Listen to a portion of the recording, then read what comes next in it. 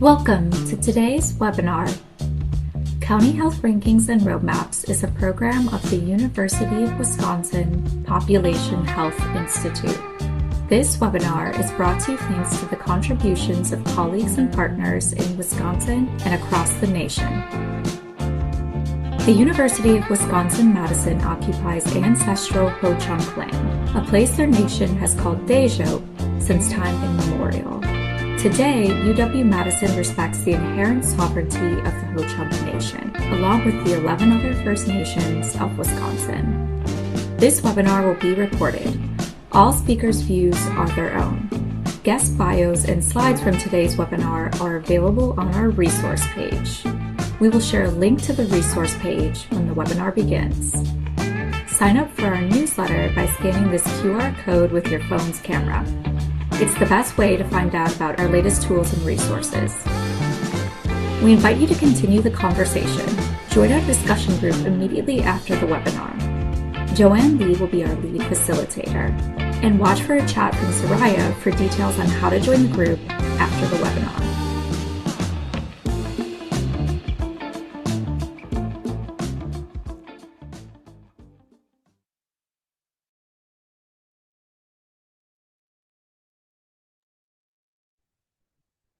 Hello, everybody, and welcome to Improve Community Health by Strengthening Social Connections. My name is Soraya Williams-Neal, your host for today. The purpose of our webinar is to share successes and lessons learned, offer relevant resources, build collective knowledge, and listen for multiple perspectives.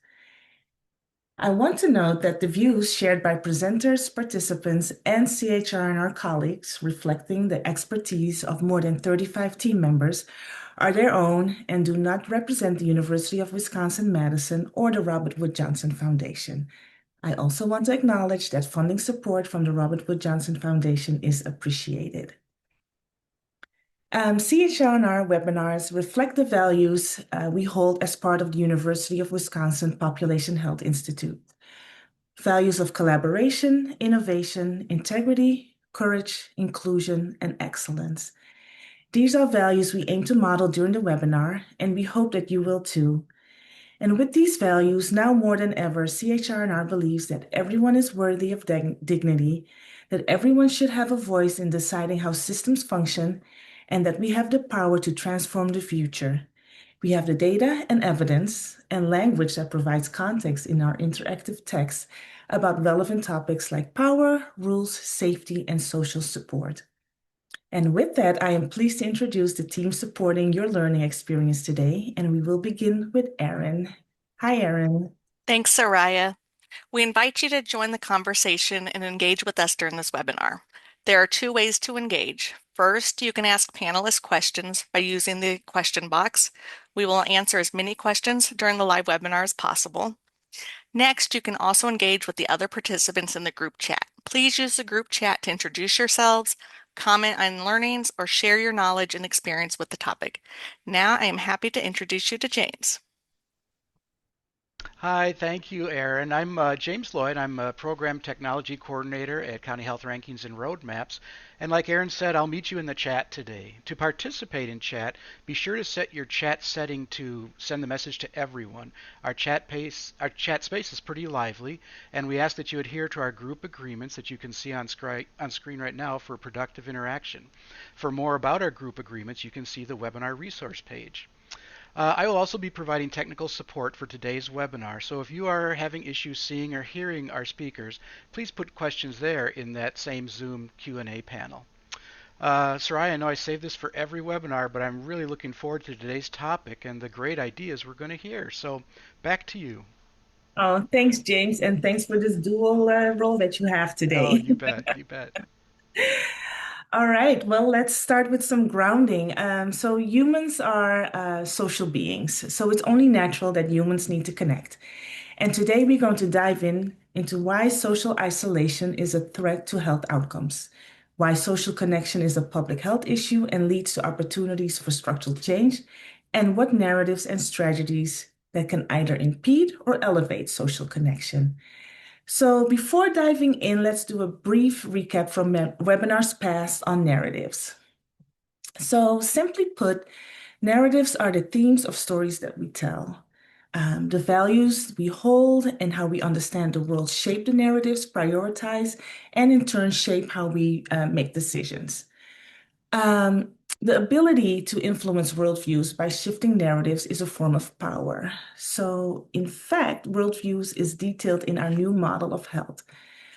Privileged and powerful groups that benefit from and are thus interested in maintaining inequities as the status quo developed and promoted a set of narratives that harm many communities by influencing worldviews and limiting change. The narratives that surround us today have only been so influential for the last 50 years or so. So, for all communities to thrive, we must build our own narrative power to transform what we think is possible and make necessary structural change. This is relational and collective work. So we are leading a collective effort for public health, for the public health ecosystem to exercise narrative power and to make the transformative narratives the dominant narratives. So this effort is called Narratives for Health, a project co-led by Health in Partnership, also known as HIP and CHRNR. Um, Previous CHRNR webinars have detailed learnings from Narratives for Health, the dominant versus the transformative narratives, and ways to shift narratives and examples of narrative change in action. And we have been very fortunate to work with many brilliant minds to make Narratives for Health what it is today, including Healthy Places by Design. So, Healthy Places by Design is one of our longstanding partners. Our relationship with the organization dates over a decade as they provided both programmatic and logistical support. As an example, Healthy Places by Design is part of a collective of trained health equity narrative practitioners through Narratives for Health. And after participating in Narratives for Health's first cohort back in 2021, they joined the Narratives for Health core team in 2023 to provide co-facilitator and technical support for our trainings. They also provided co-leading our social connection and action group and providing logistical and content support for our 2024 partner and strategy convening. Many of our webinars participants will recognize one of our own Healthy Places by Design guests, Joanne Lee, who has helped host webinars and post-webinars discussion. This month will be the last month Joanne will co-host webinars since our contract with Healthy Places by Design is ending, and we're very sad about that. We want to thank her and Healthy Places by Design for years of work together and dedication to creating spaces for learning and exchange on topics important to health and equity. So, in celebration and recognition of our partnership and their work, in today's webinar, we will learn more about Healthy Places by Design's impact with a focus on social connection and narrative. We know that there's power in narratives. Narratives can shift mindset from social isolation to social connection, but most importantly, narratives can change what we do together. So with that, I am honored to introduce our friends and our guests. We are pleased to be joined by Risa Wilkerson, Executive Director of Healthy Places by Design, and Senior Project and Communication Director at Healthy Places by Design, our very own Joanne Lee. Together, they will examine the role of community-level social connection strategies and share practical ways organizations can take action, including shifting narratives that promote social connection, health, and equity. Welcome, Risa and Joanne. So excited. Thank you so much. It's a pleasure to be here. Good to be here. Thanks, Soraya. Hi, Joanne. Well, you can learn more about Risa and Joanne from their bios on the webinar resource page. Right after today's webinar, we'll host a discussion group to unpack what you've just learned. So please plan to stay and continue the conversation with us. Joanne will put back her facilitator hat back on as she will moderate our last post-webinar discussion. And James will drop the link in the chat at the end of the webinar so you can join the discussion group. And lastly, also keep an eye out on this month's webinar resource guide. It will include links to the materials shared by our guests and participants in the discussion group, and we'll be sending it to your inbox before the end of the week. Now, with that said, let's dive into today's topic. We are going to start our conversation with Risa. Hi, Risa, welcome. Thank you, Soraya. It's a pleasure to be here. Oh, it's a pleasure to have you. So, you are the Executive Director of Healthy Places by Design. So, can you start us off by providing an overview about Healthy Places by Design? Yeah, thank you. I'd love to. Healthy Places by Design's mission is to advance community-led action and proven place-based strategies to ensure health and well-being for all. We were founded 23 years ago, can't believe it now, and we were at the forefront of the national movement for healthy communities. We have three priority areas right now, which is to support local leaders' capacity to improve policies, systems, and environments, develop or enhance cross-sector collaboration through trainings and peer learning opportunities, and to strengthen social connection by addressing the root causes of social isolation and loneliness. The services we provide fall into four areas that you can see on the screen. Our consulting and advising includes strategic planning, building staff capacity to support community leaders and co-develop resources and tools, and designing and facilitating key meetings. We'd love to help out with community leadership, and that includes coalition building, evaluating impact, coaching individual leaders, and specific skill building training, such as our collaboration lab. We also co-design content structure and logistics for learning opportunities and develop communities of practice, discussion groups, and workshops. And then finally, we love to help with field building work, and that can include assessments and recommendation reports, plus creating and curating content on emergent issues in the healthy communities field. Wow, so 23 years of very important work. Congratulations. Thank you. So, from Healthy Places by Design's perspective, how do you define social isolation? That's a great starting question because definitions matter. And we know that people often talk about social isolation and loneliness as one and the same. So we think it's important to make that distinction. You can feel lonely even when you have a lot of social connections.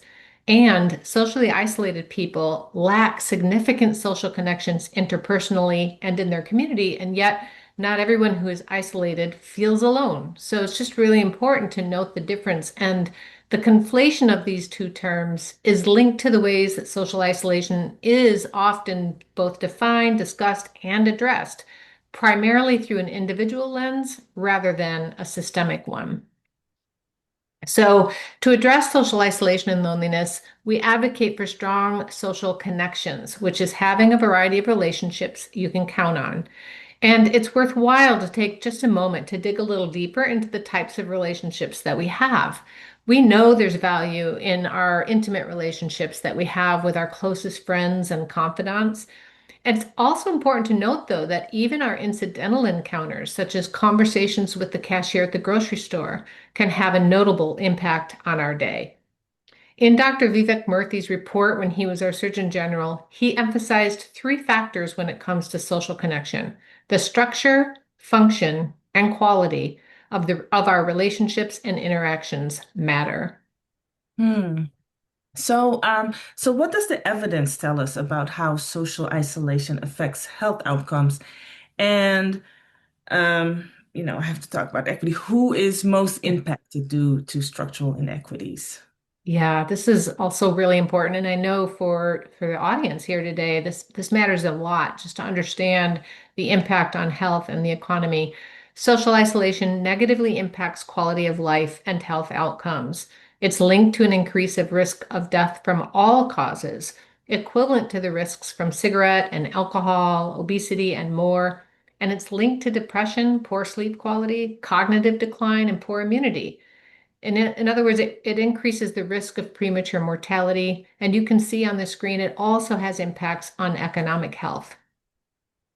So with this negative impact, we need to understand, as you said, who's experiencing it. And we know that millions of Americans are socially isolated, lonely, or both. Roughly 1 in 4 US adults report not having social and emotional support, which is a key marker of social isolation. And about 1 in 3 report feeling lonely.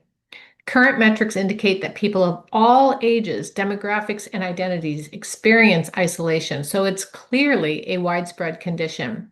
However, some groups do tend to have higher rates of social isolation, and these include those you see on the screen: caregivers, including new mothers, chronically ill, people experiencing disabilities, those living in rural areas, and people who feel they don't belong to majority social groups. In 2023, our U.S. Surgeon General, Dr. Vivek Murthy, released an advisory on the epidemic of loneliness and isolation, and this quote states that we must prioritize building social connection the same way we've prioritized other critical public health issues. This report and action is important because Surgeon General's advisories are public statements that call the American people's attention to critical public health issues and provide recommendations for how to address them. The report is also significant because it changes the narrative from isolation and loneliness as an individual level problem to social connection as a community responsibility and call to action to produce conducive places and systems. Here's the good news. Strong social connection and networks can boost a person's likelihood of survival by 50%, and that's powerful.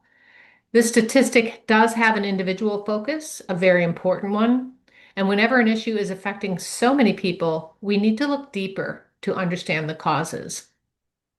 Yeah, so Healthy Places by Design emphasis community-led and place-based strategies. So why is place such a powerful lever for strengthening social connection? Um, I know you made a report, so can you provide, an overview of the findings and recommendations in your socially connected communities report? Yeah, absolutely. What we know is that social isolation is not just a personal choice or an individual problem. It is rooted in community design, social norms, and systemic injustices. As you noted, Healthy Places by Design published a report which centers this issue in the lessons we've learned over decades of collective work in the Healthy Communities movement. Our report, which was developed in collaboration with a learning network of practitioners across the country, seeks to inspire and equip readers to intentionally redesign community-level systems to support meaningful social connection. It's helpful to community members, nonprofit and government organizations, philanthropic leaders, and more. We offer 5 recommendations. 3 are focused on the built environment, and 2 are about norms and inclusive practices. These are only starting points. We're hoping these can spark thinking and action on social connection. Yeah, and I kind of already asked, but I want to ask again. Would you mind walking us through those recommendations and highlight what they look like in practice? Of course, yes. So we'll start with the built environment recommendations. So public spaces have discouraged social connection through design and other elements. For example, buildings and other places are often inaccessible for people with disabilities, making it difficult or impossible to participate in public life. And some public spaces include visual or activation elements that leave out certain groups or make them feel unsafe. So we recommend co-creating inclusive, healthy public spaces that encourage social interaction. For example, we can design safe places for all ages to gather and encourage intergenerational exchange. One idea for this is to co-locate adult and childcare centers or senior centers within schools or Head Start programs in nursing homes, and pair those with programs like a group for older mothers mentoring younger mothers to address social isolation and loneliness in caregivers. We advise people to think about all seasons. Government leaders in Rochester, New York adjusted their policies to permit the use of winter fire pits in parks, and work with residents to determine how and which public spaces would best help them connect. In rural areas, for example, gathering places may be libraries, town halls, trailheads, playgrounds, or beloved natural landmark. We also talk about transportation. We know our history of highway development intentionally split communities of color, resulting in a legacy of severed social networks and polluted neighborhoods. Travel by anything other than car is often stigmatized, and related investments often bypass low-income areas that could benefit the most. These are just a few examples. So how can we encourage social connection in transportation systems? Transportation planners and neighborhood advocates can think people first and prioritize walking and bicycling networks, transit service, lower traffic speeds, and air quality control. Another idea is play streets. These are city-owned streets temporarily blocked to cars for recreation and physical activity, and in some cases, doubling as summer food service sites. Other activation strategies include little free libraries at public bus stops and transforming trails into walkable art galleries. And our third recommendation on the built environment is related to housing. It's well known that historic public policies created racially segregated neighborhoods where discriminatory lending and other practices have stymied home values. Also, typical development patterns for public housing segregates people by income, which reduces opportunities to build social capital. But housing environments can build community. So we recommend ensuring that housing serves people with differing abilities and cultural needs to connect people with diverse life experiences. Advocates and government leaders can safeguard inclusive, affordable housing through zoning and design measures. Mixed use and mixed income housing creates bridging connections between residents and business workers. Co-locating parks with affordable housing helps neighbors connect. And housing first strategies include wraparound supports. For example, in Richmond, Virginia, their city health district mapped the prevalence of poor health indicators and found a strong link to public housing. So they partnered with the redevelopment and housing authorities to embed health resource centers in these public housing developments. These centers are staffed with community health workers who have lived in public housing, which helps build trusting relationships with residents. And then they connect residents to resources like counseling and employment services and to each other. And our last two recommendations in the report address community practices and a move toward social connectedness as a norm. Meaningful engagement of residents shifts power and creates opportunities for connection. We can elevate practices rooted in culture, like organizers can map artistic and cultural assets and resources with a focus on communities of color, low income, and tribal communities. Public-private partnerships are expanding broadband access through a variety of ways. One solution is to install Wi-Fi superspots in areas of highest need, such as libraries, schools, public housing sites, community centers, and other hubs. Finally, community leaders can work with residents to declare their community as one that values all people, prioritizes dignity, honors diverse identities and cultures, and demonstrates compassion. Examples can be found across the US and globally as cities have declared themselves compassionate or welcoming communities, resilient communities, and stigma-free zones. Wow, so those are some great examples. And I think what you just described is that social connection, just like housing, transportation, and economic stability, is a core public health and equity priority. So what would it look like if social connection was treated as such? Yeah, thanks, Soraya. It's absolutely a core public health and equity priority. We've worked closely in partnership with another leading organization in the field, the Foundation for Social Connection. Their social framework addresses the issue from all levels, from individual to societal, all sectors, and all ages. I co-authored this chapter on the built environment, which offers 9 recommendations for designing and activating spaces to encourage social interaction. Some of the benefits for doing so you can see on the screen and include a greater sense of belonging and place, more diversity in the types of interactions and relationships, better social health markers, increased civic engagement, community resilience, and more. So it's really powerful as a lever. Another example, just getting a little more granular, we did some work in Charlotte, North Carolina with the Council on Black Health, supporting community leaders from 3 neighborhoods in a pilot project called Supporting Black Health Through Socially Connected Communities. This project introduced neighborhood teams to the Black Health Bill of Rights and our report on social isolation and connection. Each neighborhood has strong leaders and a distinct and rich history upon which to build social connection and a sense of belonging for residents and newcomers. As they were analyzing their environments, neighborhood leaders expressed concern about the potential for resident displacement due to gentrification, rising rents, and home prices. They also talked about transportation barriers as a challenge that they wanted to overcome. And through this project, neighborhood teams developed plans to enhance social connections within communities through a deliberate focus on inclusive, healthy spaces designed to bring residents together while honoring the history and unique strengths of their community. Another example comes from Boston. We are supporting the Activating Boston initiative. A diverse cross-section of Boston residents across immigrant and working class neighborhoods are working together with community-based organizations, city departments, and more to increase social connectedness with a focus on public green spaces.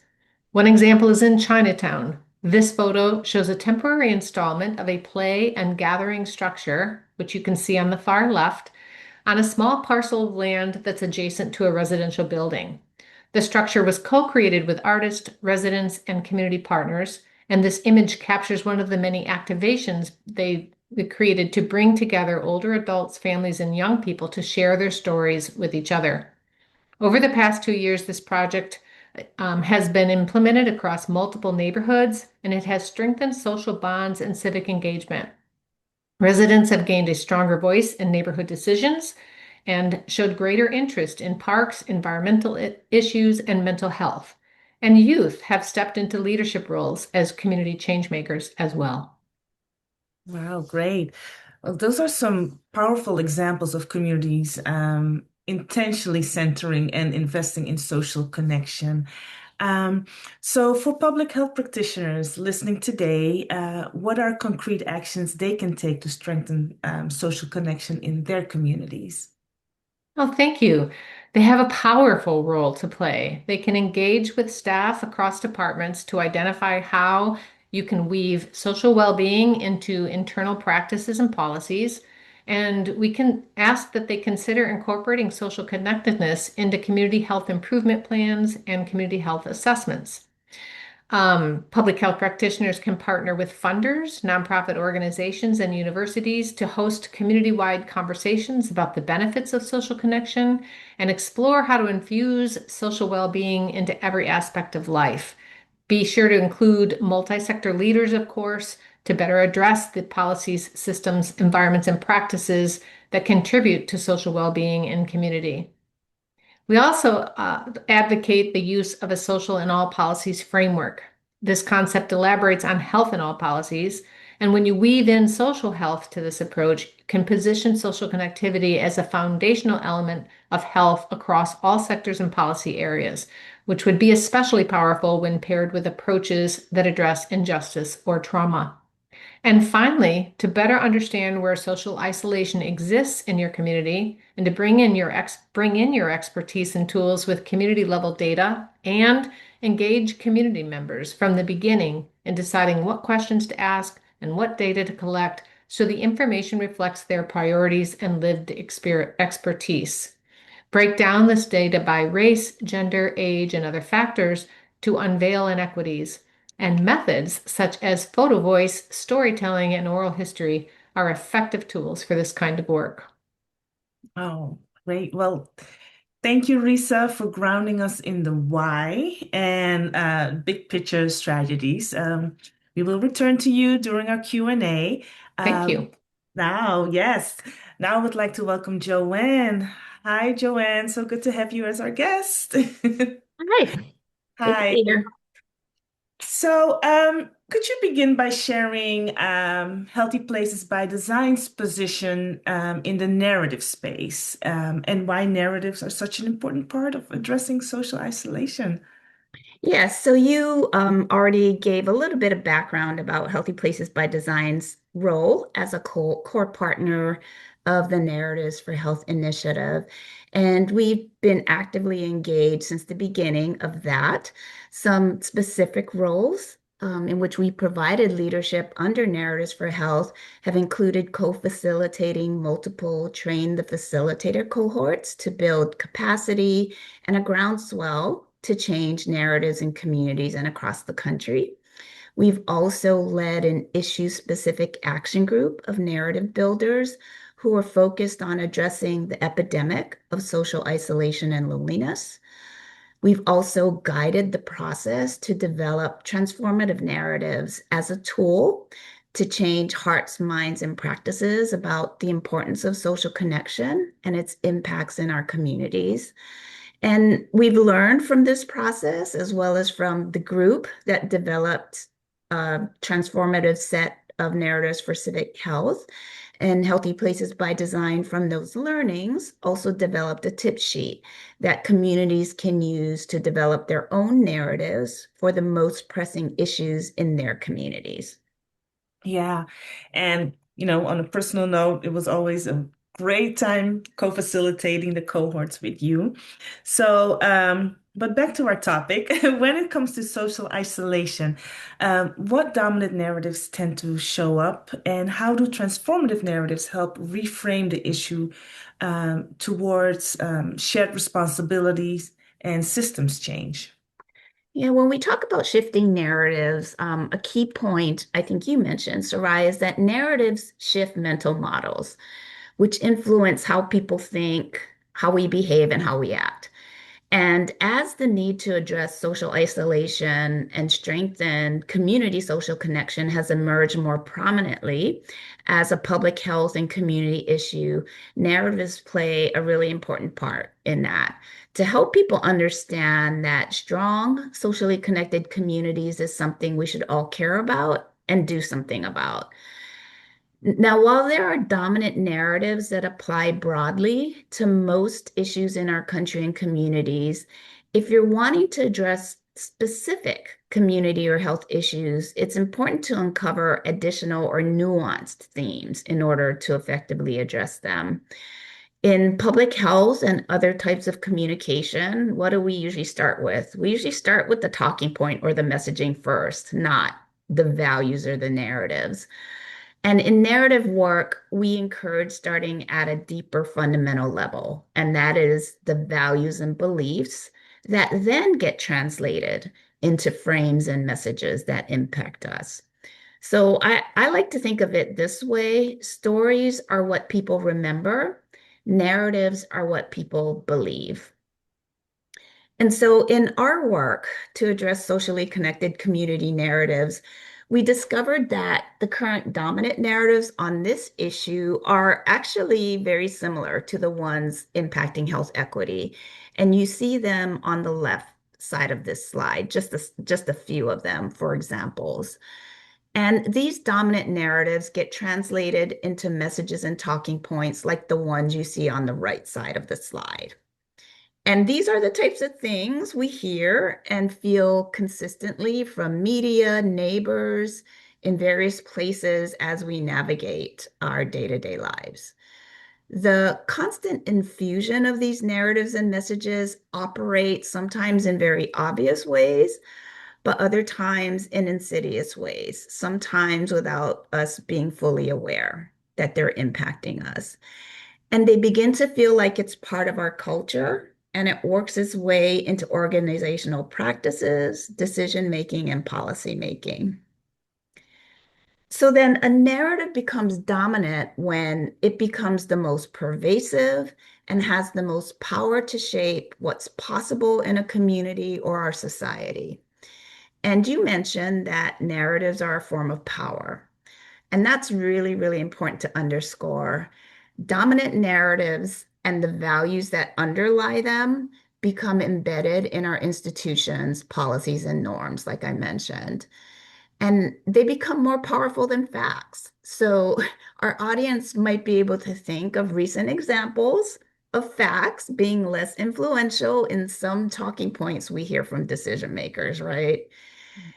And an important early step in transformative narrative work is to identify the current dominant narratives that are being expressed in messages that we hear now and that are influencing decisions that are being made now. Yeah. So, as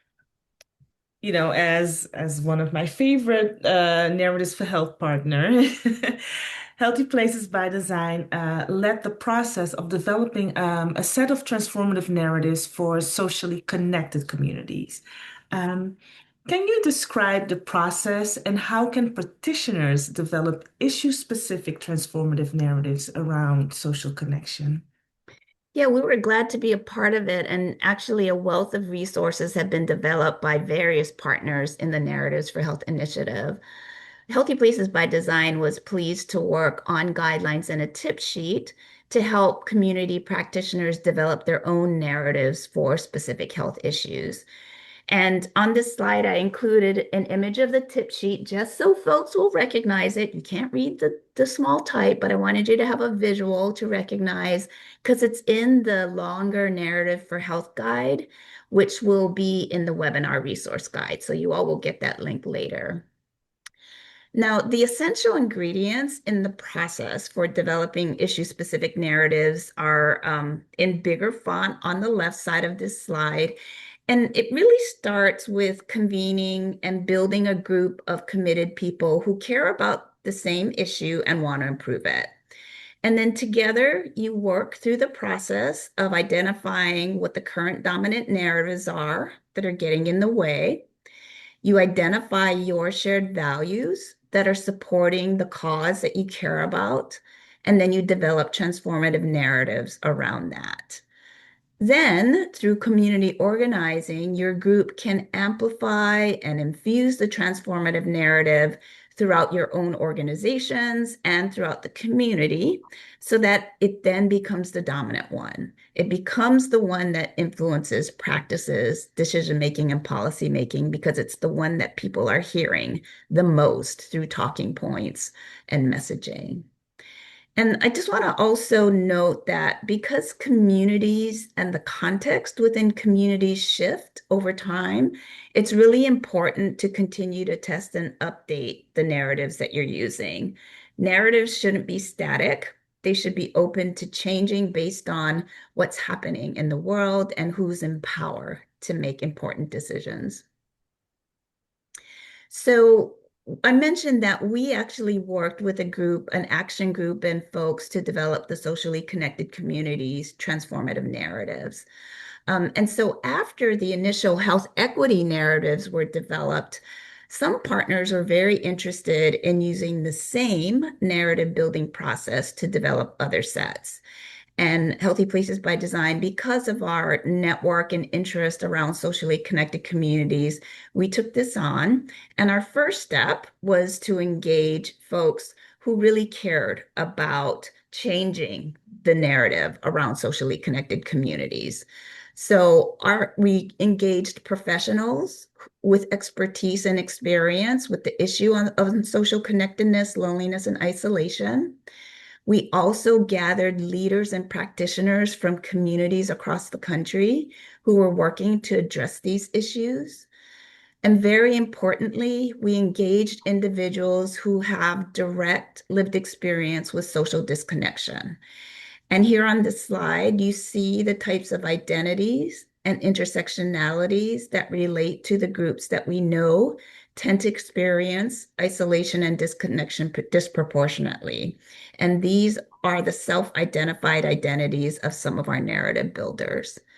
So we started the process of developing the socially connected communities narratives in January of 2024.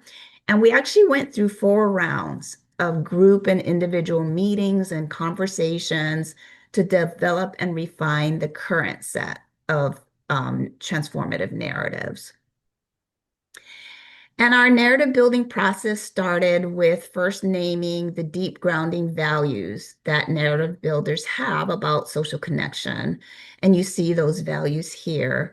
We're really grateful that they were so willing to disclose and delve into past experiences, including some that were challenging to unpack, to share some of the values that you see here because of their past experience with disconnection. And this set of values and beliefs also serve as the reasons why we believe that socially connected communities are possible. And here you see the main narrative statements that convey a vision to transform our communities to be socially connected. I'll emphasize that they represent our vision, not the current reality. It's what we're working towards. And we want to make these narratives dominant in all our communities. For each of these statements, there's accompanying subtext, which are all intended to serve as more grounding or springboard from which community practitioners can develop materials to use in their own work and efforts. And yes, folks, the full set of socially connected communities narratives is available in the resource guide. Oh, thank you for that. And you say you want to emphasize that this is, your vision and not the current reality. So, um, as practitioners, public health practitioners, work to shift dominant narratives about social connection, what challenges come up? And what approaches have you seen help them apply narrative strategies in community engagement, partnerships, or policy work in a way that truly reflect their communities? Yep, your question really speaks to the importance of community context, because if you've been in one community, you've been in one community, right?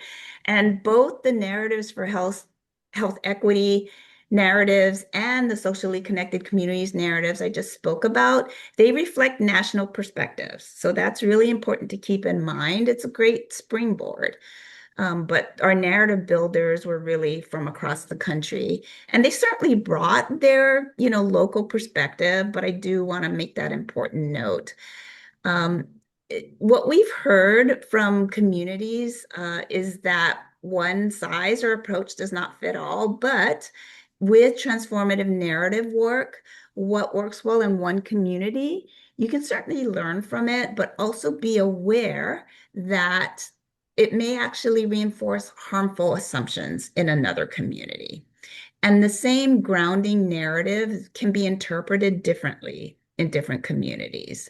So, as an example, we worked with partners in a region of Alaska, and there, the value of individualism, it didn't translate in the same way that health equity narrative builders viewed individualism. So think about the environment and the culture in a rural community or a place like Alaska. Individualism there was associated positively with survival and the ability to adapt. And it was viewed in a way that can coexist with the value of interdependence with the land and with a core network of family or people when systems are located far away, because it is so rural. Another approach that we've learned is important when we apply transformative narratives is to really understand the power in a specific community. Who and what institutions are influencing the decision making there? Because in order to change current harmful narratives, it's helpful to know where they're coming from and who's creating and reinforcing them. Now, we typically think about elected officials, government agencies, healthcare organizations as the ones that hold power, that affect people in communities, but also consider the power influences and dynamics of local media, which differs in communities, major businesses and employers, law enforcement, public safety, faith leaders, and also those who may not have an official title, but they have a platform because of things like generational history in the community. And then I would say, Soraya, a third approach to effective narrative application is one that recognizes that some of your like-minded partners who are working on transformative narratives, they're operating under some real constraints. We worked with a community partner in rural Wisconsin who faced real risks using the word equity due to recent DEI-related actions, even though equity was central to what that organization did. What partners did there was they agreed to shift the narrative language to emphasize things like fair access, community conditions, and shared opportunity, thereby allowing the work to continue without abandoning its core intent or its core value. And partner organizations had serious conversations and they decided to prioritize progress now while agreeing that vocabulary could evolve over time. So tailoring narratives isn't about compromising values. We don't want anybody to do that, but it's about finding a balance and using language that works in this moment and place. Then, as we make progress, and perhaps as our leaders make progress, we can always shift the vocabulary. Yes. Thank you for that. And I want to repeat, tailoring narratives is not about compromising values. Um, I'm looking at the time, but as a closing takeaway, what is one or two practical strategies public health practitioners can start using right away to advance socially connected communities? And does Healthy Places by Design have any resources to share? We absolutely do. Oh, so the good news, whether you're new to narratives or social connection, or you're already working in these spaces, everyone can do something. And so, two practical strategies are first, just get grounded in the topic of socially connected communities. Really get grounded in how to address it from a community systems level perspective versus individual loneliness kind of lens. And the resources you see here will be included in the resource guide, but these are foundational ones that we think provide recent research, evidence, recommendations, and best practices. So they're a good starting point. Second, action step, build relationships with people who share your values around social connection and equity. And really, the beautiful thing about social connection is that it relates to everything. Because as you mentioned, Soraya, humans have a fundamental biological need for social connection. And this means you don't have to start new or separate coalitions or projects.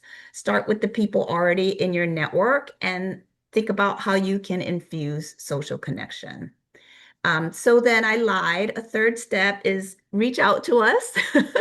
Third action step, we encourage everyone in our audience to connect with Healthy Places by Design, especially since we know that community context and tailored strategies really make a difference in how well and how quickly it leads to positive community impacts. Oh, thank you, Joanne. Everybody, get your phone out, scan those QR codes. But first, we would love to hear what is on your mind. So, Joanne, stick around. I'm going to uh, give the baton to Erin, who will lead us through the Q&A. So, Erin, what do you have for us? Great, thanks, Soraya. A lot of great information. I'll start with Risa. A participant had asked about how do you break the barriers that seem to prevent some groups from coming to opportunities to connect with their communities? They have some of the features already mentioned in the gathering spaces and they get the usual crowd. How do we break the barriers to get others there? Yeah, that's a great question. And I think if we think about this like any other public health issue, right? When you know there are groups that you aren't reaching, you try to figure out ways to reach those groups. Why aren't they coming? And so find people who are trusted leaders in their networks, do some outreach, go to the places where they are, where folks are. Often that means collecting data first and foremost to understand who is experiencing social isolation the most in your community, and then figuring out ways to reach those groups through trusted networks and asking them what they need, what they take. Maybe they don't feel safe in those spaces. Maybe they don't know about, haven't received the information about activities happening in those spaces. Use the traditional methods that we always look for when we're trying to be more inclusive of groups. Great, thank you. Next, I'll start with Joanne, but of course you can both. We'd love to hear from both of you. How does social media fit into this? And does it generally play a positive or negative role in impacting social isolation and loneliness? And we can extend as far as even using our cell phones. That's a really hot topic in the field of social connection right now, and it's being researched extensively with certain subgroups.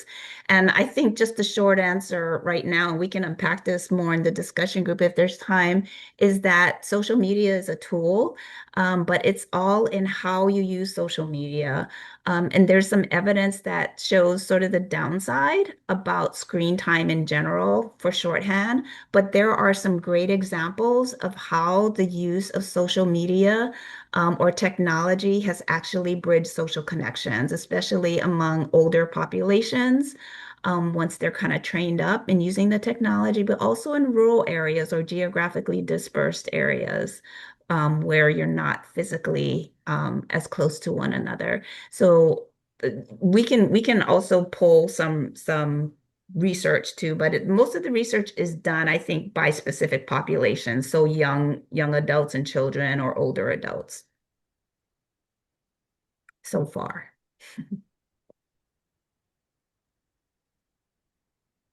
Okay, great. I've got a quick one.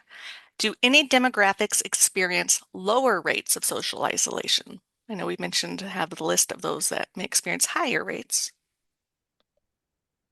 Yeah, I mean, I think, we mentioned the ones that experience higher rates. So if you think of those, it'll help you to identify those with lower. So for example, people who do identify with majority social groups are likely to experience lower rates, right? And if you have higher levels of education or higher income levels, more access, to resources and services, then those are the populations that we would expect are experiencing lower rates.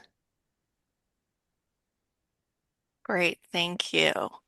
Okay, we've had a lot of questions, of course, about evaluation, data, measures.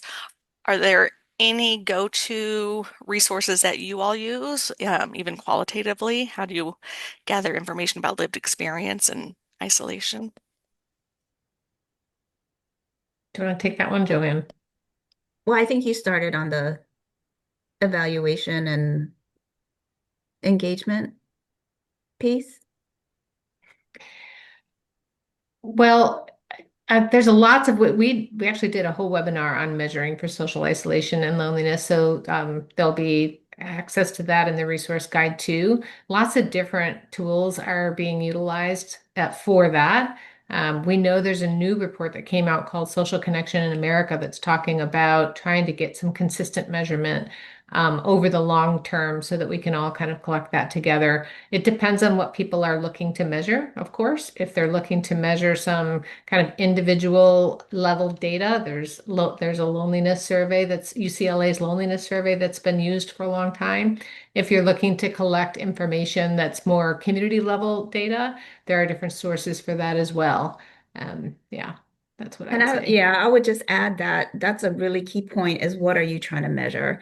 So, Hmm. in public health, we're all familiar with the stages of change. There's sort of the upstream and the downstream impacts, right? So ultimately, we do want people at an individual level to feel like they're more connected, less lonely. And there are definitely some validated tools, as Risa mentioned, where you just ask people, how lonely do you feel? How many close connections do you have?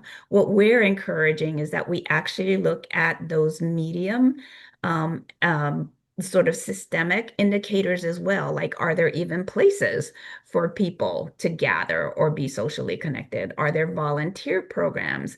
Are there ways for them to be civically engaged? And start to measure those things in addition to the longer term impacts to kind of see that if people have the opportunities to socially connect, that then at an individual level they do feel a greater sense of connectedness. Great, Joanne. And I know we have some measures as well, social associations, census participation, voter turnout, disconnected Mhm. youth throughout our different areas. Okay, Joanne, you mentioned Alaska.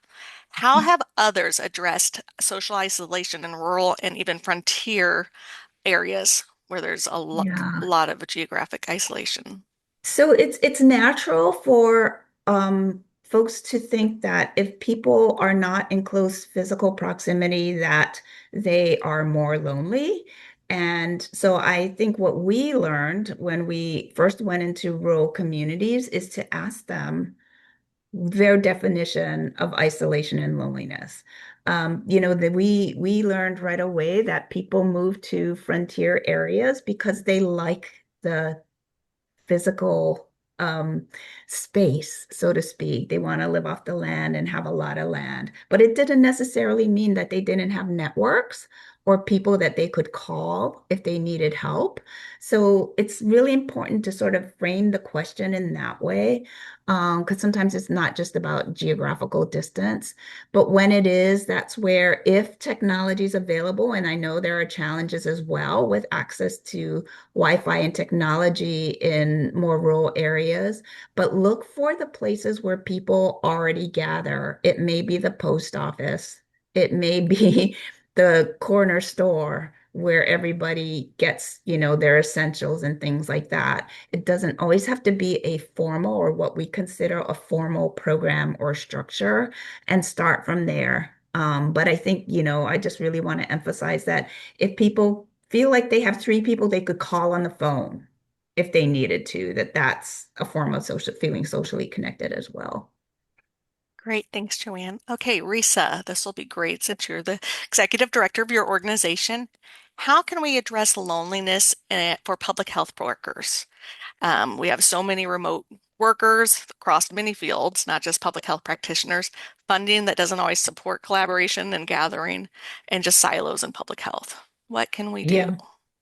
Yeah, that's a great question because we know that a lot of times what we need to do first when we're trying to advocate for something is start internally. And a lot of it starts with the experiences we have in our organizations or the various places we are. So I appreciate that question. There's no one-stop shop or answer to that, but I do think that just as we would do in community, we need to ask our team members, our colleagues, our employees, like what needs do you, how can we help you feel more connected to each other? And are there ways that we can support your strengthening social connections even outside of work? So I would definitely start with that.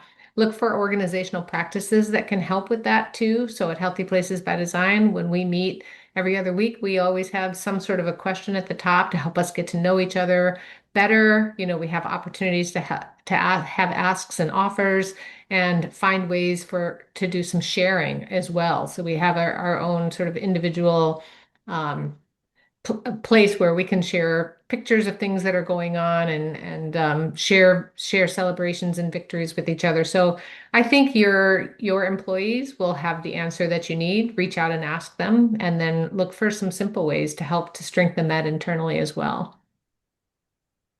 Great, thank you. Okay, I'm scrolling through the many questions. Lots of great questions, so some of them may need to be addressed in the discussion group. Joanne, there's probably not a quick way to do this, but you talked about narrative. How else can we move social isolation to the top of the priority list? How else can we move social isolation to the top? Whose priority list? Does the question provide some context? It talks about cost savings is one, and how we've done that in other areas.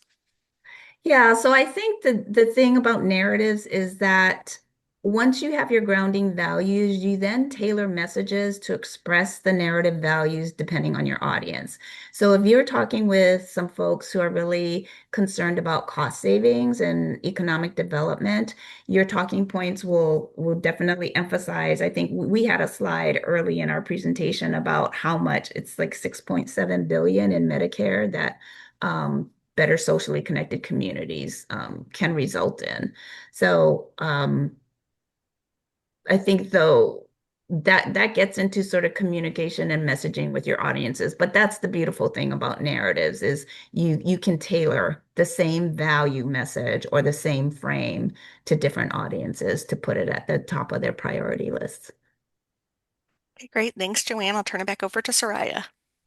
Well, thanks, Erin. Those were some great questions, great discussion. Oh man, I hope a lot of people will be able to join our discussion group. Um, so thank you, Erin, for that. We would love for you to take a moment to complete a brief survey that James is sharing in the chat right now. We love hearing from you, and we really do read every single comment. So thank you in advance for filling that out.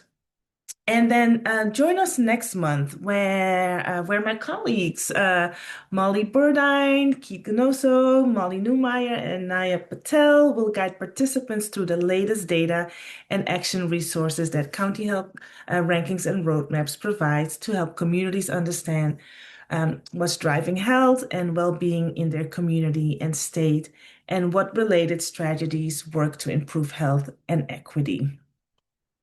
And as I just mentioned, please, please, please plan to continue the discussion on today's topic with us.